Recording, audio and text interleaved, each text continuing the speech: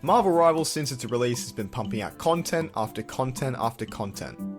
However, the game suffers from a fatal flaw which keeps growing with the addition of more and more characters. Is it the matchmaking? Of course not, the game doesn't have any matchmaking in the first place. Is it the sheer amount of Guna skins? What a stupid thought, there's clearly not enough of them. No, what I wanted to talk about is a problem I see very few people pointing out, and that's the absurd amount of stuns.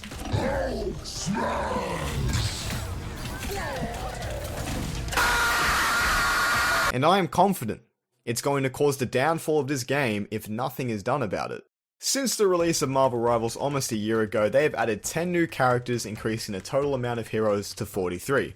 However, if you really pay attention, you'll notice almost 80% of the hero roster has some sort of ability to stun you. And this is where the game's main issue is.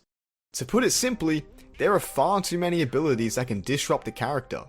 It seems like when the developers run out of an idea in the character creation, they think, yeah, now let's make this ability completely disable the enemy's gameplay. That'll work.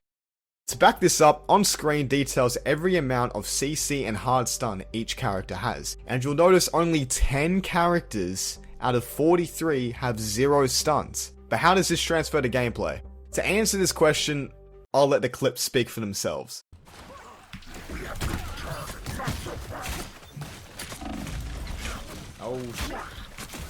Oh my god! Say it like you subconsciously just go. Alright. What the fuck? Down to 30 seconds. On! Now let me ask you a question. Does this look normal to you? With characters like Jeff and Bucky and Squirrel Girl, the game stops being about a display of skill, but more who can get the more effective stun first. Like, Jeff's secondary fire is a CC which interrupts most abilities in the game, and he has 3 of them. Which? How is this skillful, and how is this fair? There is nothing I can do in this situation, and all Jeff is doing is holding right click on my big ass character. This makes the role of tank extremely annoying to play, especially on characters like Hulk, Venom, and Cap. It's no coincidence that these tanks are the lowest picked and Jeff is the highest picked. Look, it's not fun to not be able to move or do anything with your character for majority of the match, especially when these abilities that are doing this to me are not at all hard to hit. You look tired. This is where it stops being about skill and you start to feel helpless even touching your keyboard. Okay. Why is this creating such a big problem, and why does it matter that the developers act on this soon? It's because this isn't a balancing issue, it's a design issue, and soon when they add more characters and more stuns are being introduced in the game, every player will be able to feel its effects. This shows that the devs have a character designing problem, and it shows that if they plan to stay on 2 new heroes a season formula, it will make the game virtually unplayable. Like, look at the excess amount of CCs these heroes have already. Why does Phoenix's detonation interrupt everything I'm doing? Why does Bucky have 3 stun abilities and one of them has 2 charges, it's insanely easy to hit, and disables all of your abilities? You get the idea, there's just too much of it. And you get why it matters, so what is the solution? It's really easy. Stop giving characters meaningless stuns and CCs and remove all the unnecessary ones already in the game. Try to limit the hard stuns to being healer only while simultaneously making them more skillful to use.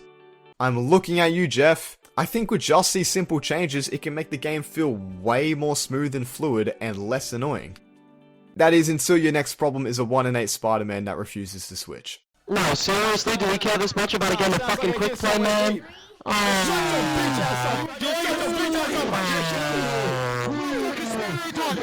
Thank you for watching. I just wanted to reiterate, I don't think as of right now it's an issue that is going to make me put down the game permanently. Like, I agree that the horse shit matchmaking is the worst thing in this game by far. However, I just wanted to share my thoughts on this. And if you thought the same thing, just know you're not alone. Also, if anyone was wondering why I didn't mention Gambit, nor Angela, nor Daredevil, this was written way before that, but I just kind of remembered to pick it up now.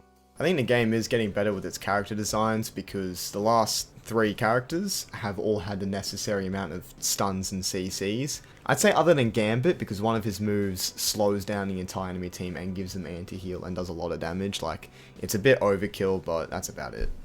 I will leave you with this fact. In just over 4 minutes of footage, I was stunned roughly 45 times. Meaning I was stunned 11 times per minute of this video.